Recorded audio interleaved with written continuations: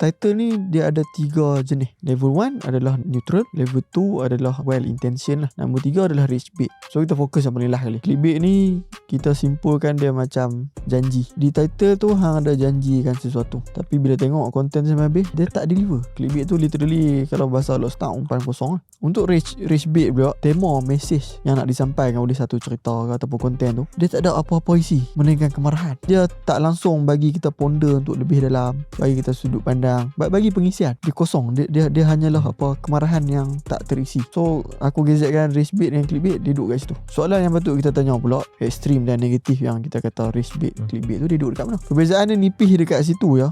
Ekstrim dengan negatif tu, satu dia mesti kena ada isi, dan dua dia mesti deliver. Kita faham dah tadi, kalau rage bait dia memang main pada kosong saja. Dia memang nak bagi kita marah, dia memang nak bagi kita bergaduh. Dia memang saja nak coy hang bagi hang melompat. Dia langsung tak bagi hang macam marah dan fikir what's need to be done.